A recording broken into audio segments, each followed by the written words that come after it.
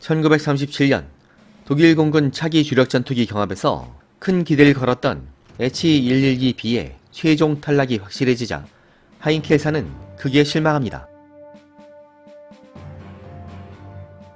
독일 공군 사령부는 메서슈미트 Bf-109를 주력 전투기로 확정했으며 하인켈사에게는 더 이상의 전투기 개발을 중지하고 주력 폭격기 생산에 집중하라는 지시를 내렸는데, 스스로 독일 최고의 항공기 제작사로 자부하던 하인켈사로서는 도저히 받아들일 수 없는 결과였죠.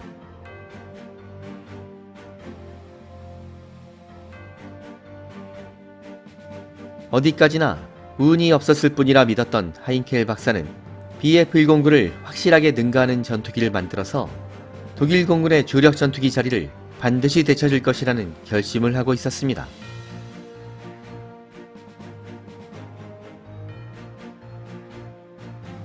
하인켈 박사는 BF-109가 너무 작은 소형 기체였기 때문에 불과 몇 년만 지나도 성능의 한계에 봉착할 것이며, 결국 독일 공군은 보다 고성능의 전투기를 원하게 될 것이라고 생각하고 있었죠.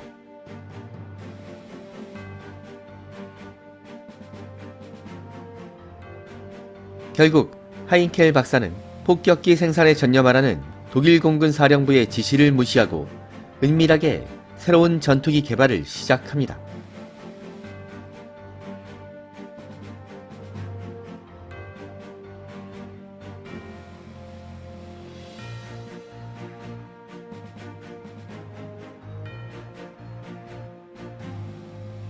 이 프로젝트를 지휘할 인물은 하인켈사의 수석 설계사 발터 귄터였습니다.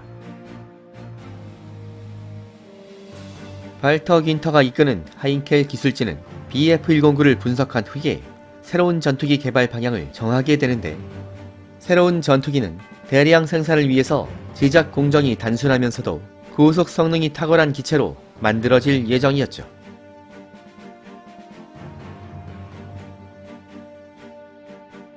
새로운 전투기가 독일 공군의 관심을 끌기 위해서는 BF-109를 확실하게 능가하는 고성능이 필요했는데, 하인켈사의 기술진들은 지난 경합 과정에서 BF-109에게 밀렸던 가장 중요한 요인이 고속 비행 성능에서의 열세라는 점에 주목하고 있었습니다.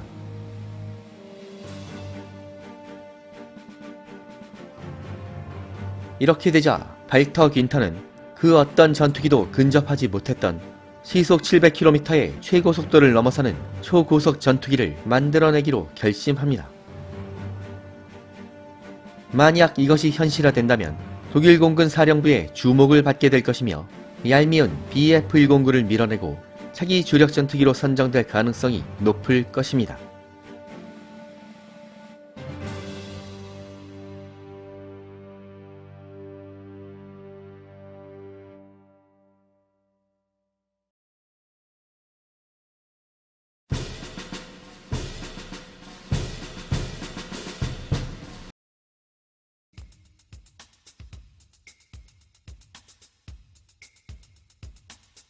발터 귄터는 대량 생산에 문제가 없는 기체로 만들어야 한다는 사실 역시 주목하고 있었는데, 이를 위해서 H-112의 특징과도 같았던 유선형의 동체와 타원형의 날개를 포기하고 최대한 직선형으로 설계를 변경했으며, 제작 공정의 단순화를 위해서 부품의 숫자 역시 최대한 줄이는 쪽으로 설계 역량을 집중합니다.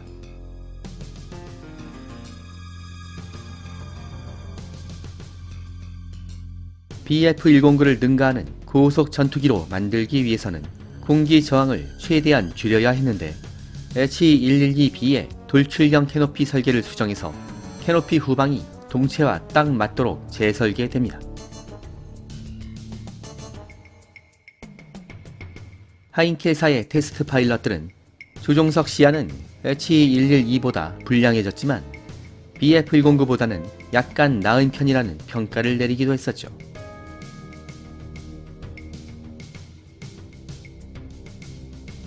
여기에 공기 저항을 유발하는 후방 랜딩 기어 역시 이륙 후에는 완전히 인입되는 설계도 추가되면서 오로지 빠른 속도를 위해서 모든 역량이 집중됩니다.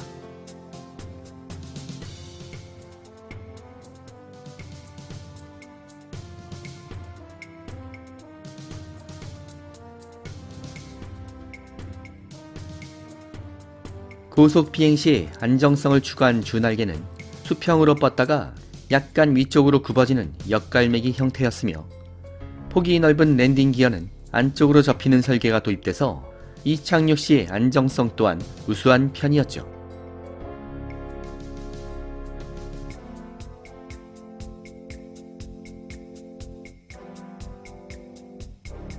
그런데 이 전투기의 개발을 진두지휘하던 수석 설계사 발터 귄터가 불의의 교통사고로 갑자기 사망하면서 불길한 기운이 드리워지는 것처럼 보였습니다.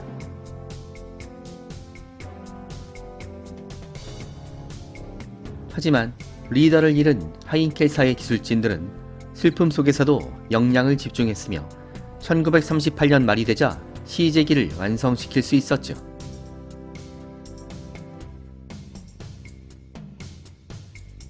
완전히 새로운 디자인의 신형기는 이 무렵 독일 국산 엔진 중 가장 고출력을 자랑하는 1050마력의 벤츠 DB601M 엔진이 장착되면서 고속 전투기에 어울리는 심장을 얻게 됩니다.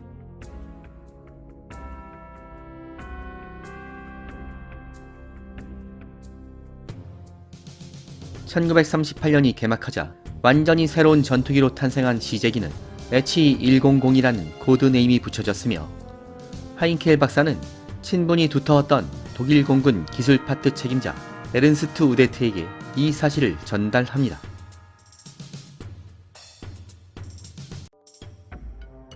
하인켈사가 독일 공군 사령부의 지시를 어기며 신형 전투기를 몰래 개발하고 있었다는 점은 독일 공군의 건의를 무시한 것으로 비판을 받을 수도 있었지만, 하인켈의 우호적이던 에른스트 우데트는 한 번 더 기회를 주기로 했으며 1938년 6월 신형기의 공식적인 테스트를 허가합니다.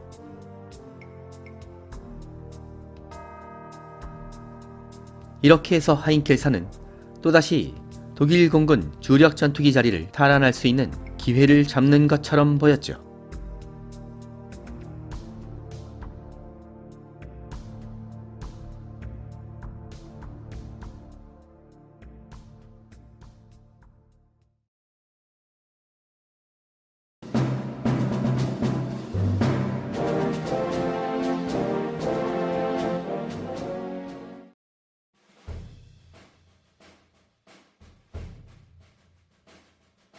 (1938년부터) 독일 공군 주관으로 시행된 테스트 과정에서 HE100은 기대 이상의 놀라운 고속 성능을 과시합니다.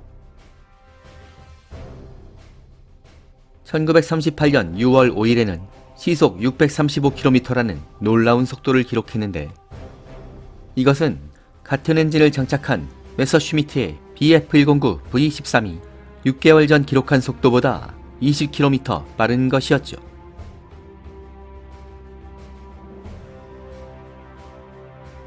독일 공군이 HE100에 관심을 보이자 하인켈사는 시제기들을 지속적으로 개량했으며 벤츠의 고성능 시험 엔진 DB601R을 장착한 야심작 HE100V4를 선보입니다.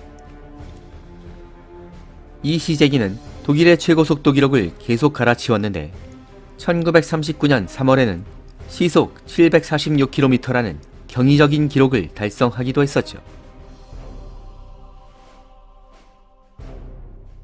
이렇게 놀라운 성과가 이어지자 하인켈 박사는 미소를 짓습니다.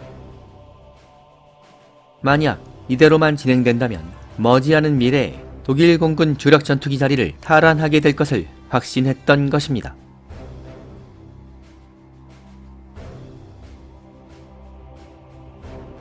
하지만 오로지 빠른 속도를 목표로 제작된 HE100은 여러가지 문제점을 노출하고 있었습니다.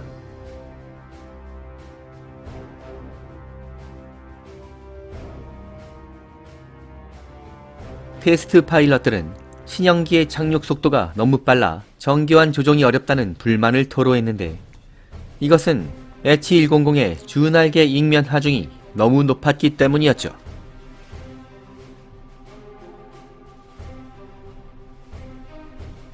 여기에 더해서 독일 공군의 정비 요원들도 기체의 정비가 너무 복잡하고 고장 발생률이 높으며 정비 시간이 오래 걸린다는 점을 지적합니다.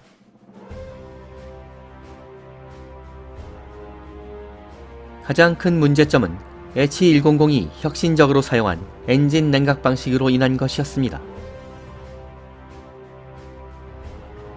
하인켈사는 엔진 냉각수를 동체와 주날개로 순환시키는 혁신적인 표면 냉각 방식을 도입했는데, 이 방식을 사용하면 고출력 엔진이 발생시키는 열기를 확실하게 분산시켜 냉각 효율을 극대화하고 공기 저항을 유발하는 냉각용 공기 흡입구를 제거할 수도 있었죠.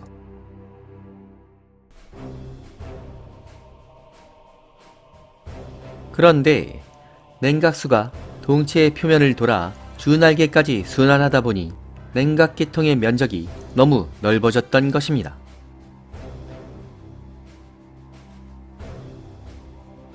만약 H100이 스피드 레이싱을 위해 제작된 기체라면 이것은 별다른 문제가 아니었겠지만, 문제는 H100이 전투기라는 점이었습니다. 동체와 주날개로 순환되는 넓은 냉각계통에 단 한 발의 총탄이라도 명중된다면 냉각수가 유출되고 엔진이 과열돼서 기체를 포기해야 하는 상황이 발생할 수도 있었죠.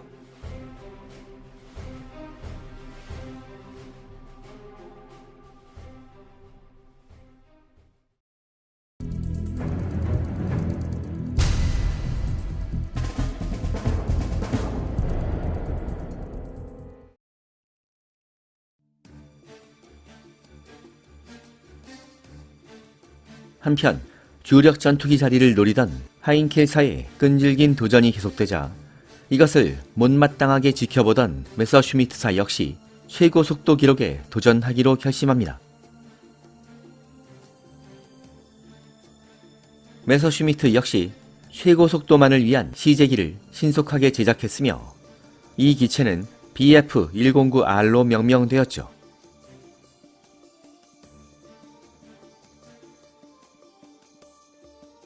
자체 테스트 비행에서 시속 795km라는 놀라운 속도를 기록한 BF109R은 H100의 기록을 단숨에 깨트려 버립니다. 하지만 이 기체는 하인켈을 견제하기 위해서 고속 성능에 중점을 두고 제작된 실험기로서 전투기로 사용될 수 없는 기체였죠. 메서슈미트사는 이 기체에 BF209라는 새로운 제식 명칭을 붙였으며, 독일 공군 사령부는 이 기록을 공식적인 최고 속도 기록으로 인정합니다.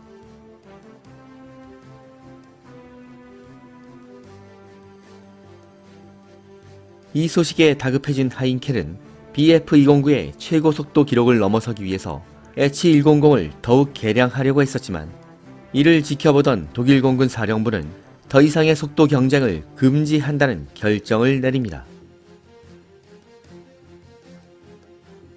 에른스트 우데트는 전운이 고조되는 시기에 두 항공기 제작사가 불필요한 속도 경쟁을 지속한다면 독일 공군에게도 좋을 것이 없다고 생각했으며, 기왕이면 주력 전투기 BF109를 생산하고 있는 메서슈미트사가 최고 속도 기록을 보유하는 것이 모양새가 좋다는 결론을 내렸던 것이죠.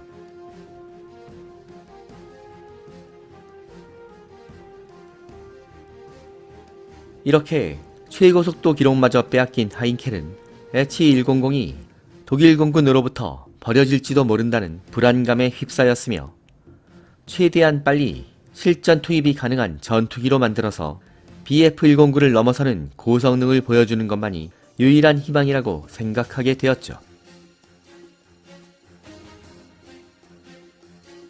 아직 냉각 시스템의 문제점이 해결되지 않았지만 하인켈은 H100의 주날개에 20mm 기관포 2문과 엔진 주위에 기관총 4정을 장착하기로 했는데, 이것이 실현된다면 BF109를 확실하게 능가하는 강력한 화력을 자랑하게 될 것입니다.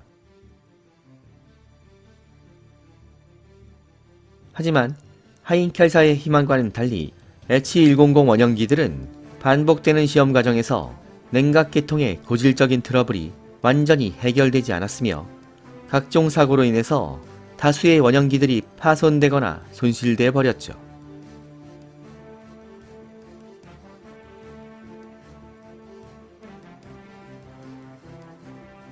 더구나 과도한 무장으로 인한 중량 증가로 비행 성능이 저하되는 결과가 초래되자 주날개 무장을 폐지하고 엔진축 기관포 1문과 MG17 기관총 2정을 장착하는 것으로 무장을 축소해서 비행 성능 저하를 해결하려고 했습니다. 아직은 기체의 완성도가 모자란 편이었지만 조급해진 하인켈사는 첫 번째 양산형을 H100D형으로 확정하고 독일 공군에 주력 전투기로 채택해 줄 것을 요구하는 공문을 보냈지만 이 전투기의 전반적인 성능과 신뢰성에 의구심을 품고 있었던 독일 공군 사령부는 별다른 반응을 보이지 않고 있었습니다. 더구나 이 무렵부터 체코의 주데텐 란트를 둘러싸고 긴장이 고조되면서 독일군 총사령부는 가동 가능한 전력을 총동원해서 본격적인 무력 시위를 진행하고 있었죠.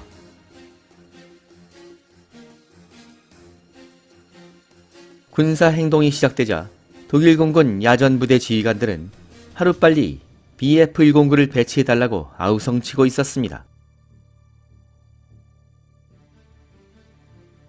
이 무렵 스페인의 하늘에서는 벤츠 엔진을 장착한 BF-109 2형이 제공권을 완벽하게 장악하며 공화당군의 항공기들을 일방적으로 격추시키고 있었는데 콘돌 군단 조종사들은 BF-109의 고성능에 찬사를 보냈으며 아직 BF-109를 수량하지 못한 독일 공군 야전부대 조종사들은 최고의 전투기 BF-109E에 탑승하는 것을 갈망하고 있었습니다.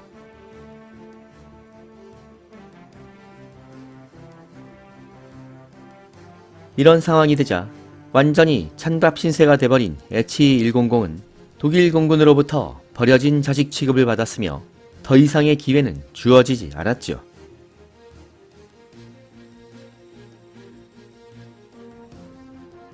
독일 공군 사령부는 실전 성능이 입증된 BF-109의 생산을 늘리는데 모든 역량을 집중한다는 방침을 확정했으며 하인켈사에게는 더 이상의 전투기 개발을 불허한다는 최종 지침을 내립니다.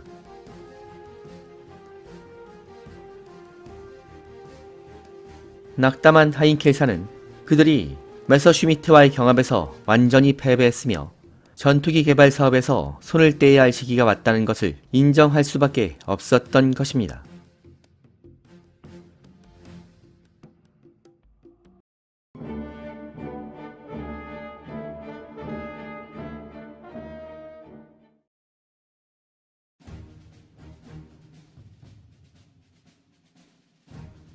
그런데 최종 탈락이 확정되면서 방치될 처지였던 H100에게 기구한 운명이 찾아옵니다.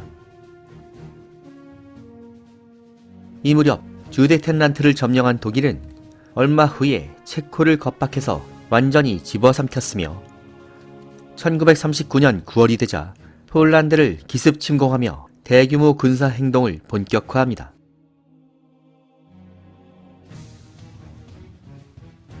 폴란드 전선에 대부분의 주력군을 투입하고 있었던 독일군은 영국과 프랑스가 군사 행동에 나설 경우를 대비해서 루프트플로테 2와 3를 서부 국경을 따라 배치하고 있었지만 영국 공군과 프랑스 공군에 맞서기에는 그 전력이 충분치 않아 보였습니다. 이에 독일군은 약점을 숨기고 전력을 과장하기 위해서 치밀한 기만 작전을 진행하게 되는데 프로파간다를 진도지휘하던 요셉 게펠스가 11대가 생산된 H100D를 기만 작전에 활용하기로 결정한 것입니다.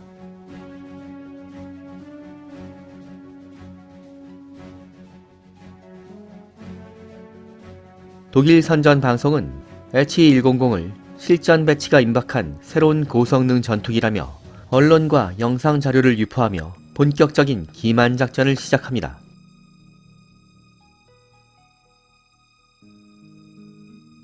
실제로 H100은 최고 속도와 항속거리 같은 몇 가지 지표에서는 BF-109를 앞서는 스펙을 가지고 있었는데 독일 선전부대는 여기에 더 과장된 스펙을 표시해서 연합군의 정보망에 노출시키는 방법으로 혼선을 유발하기로 한 것입니다.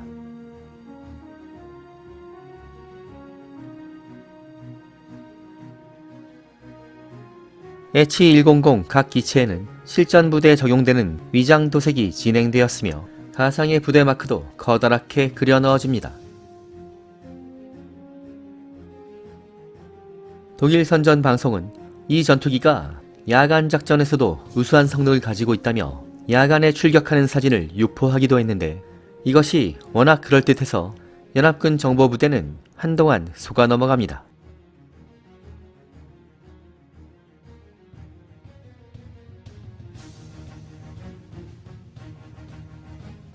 유포된 자료에는 기체의 명칭을 H113으로 표기하고 있었는데 이것은 해외 수출용 전투기로 수십 대가 생산된 H112의 후속기라는 가짜 정보로 연합군의 정보망에 혼란을 유발하는 의도로 진행된 것이었죠.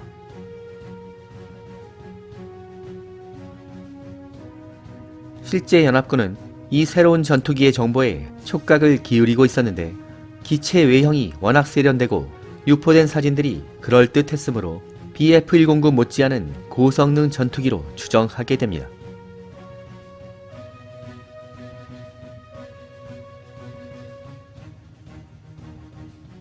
영국과 프랑스는 상당한 첩보 자산을 동원해서 H113에 대한 식별 매뉴얼을 제작하고 기체의 성능에 대한 자세한 정보를 얻어내려고 했었죠.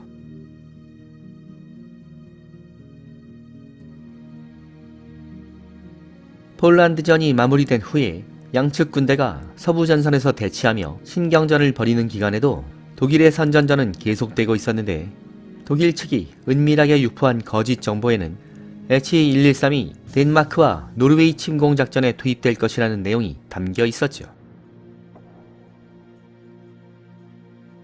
따라서 연합군은 이 전투기가 이미 실전 배치되었다고 생각했으며 일부 전투기 조종사들은 프랑스와 독일 접경 지역에서 H113으로 보이는 적기를 격추했다는 보고서를 제출하기도 했습니다.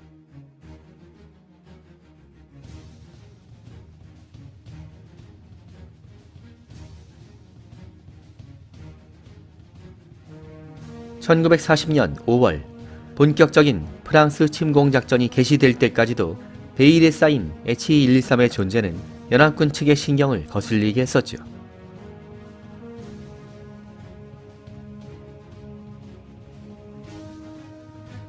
(1940년 6월) 프랑스 침공 작전이 성공리에 마무리되자 선전전에 사용되었던 11대 H100은 그 임무를 마치고 하인켈사에 반환되었으며 하인켈 공장을 방어하는 자체 방어용 전투기로 편성됩니다.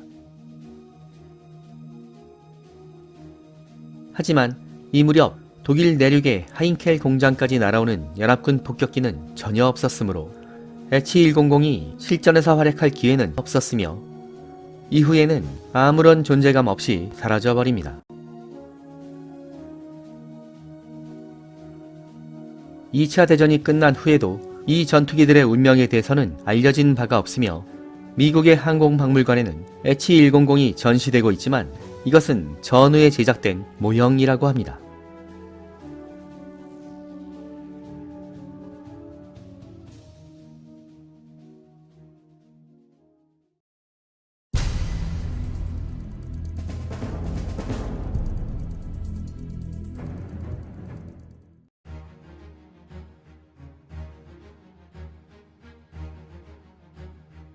그런데 H100이 실망스런 결과와 함께 사라져가는 시기에 독일 공군 사령부는 BF-109를 보조하거나 대체할 수 있는 새로운 주력 전투기 개발의 필요성을 느끼고 있었습니다.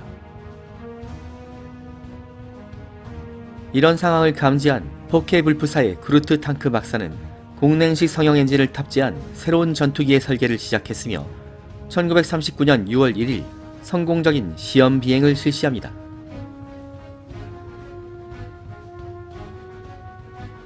이 기체는 테스트 파일럿들로부터 예상외로 우수한 성능과 발전 가능성을 가졌다며 높은 점수를 받게 되는데 이에 용기를 얻은 포케불프사는 지속적인 개량을 통해서 1940년이 되자 독일 공군의 공식 테스트를 뛰어난 성적으로 통과하며 주력 전투기로서 양산을 허가받습니다.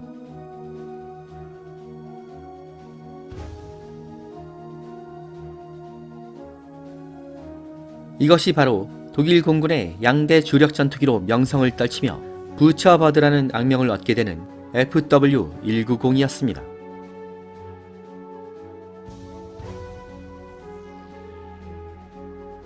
독일 공군의 주력 전투기 자리를 노리던 하인켈의 꿈은 실패작 H100과 함께 허망하게 사라져버렸지만 독일 공군은 포케불프 FW-190이라는 믿음직한 전투기를 손에 넣게 된 것입니다.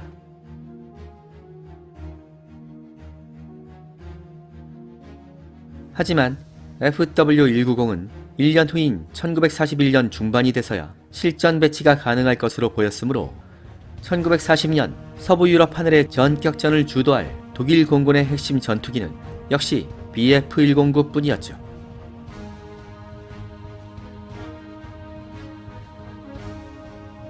여기까지 하인켈의 고성능 기만용 전투기 H100에 대해서 알아보는 시간이었습니다.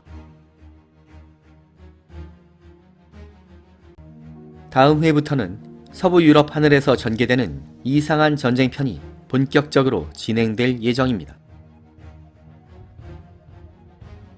여기는 클래식 밀리터리 항공 채널 불타는 하늘입니다.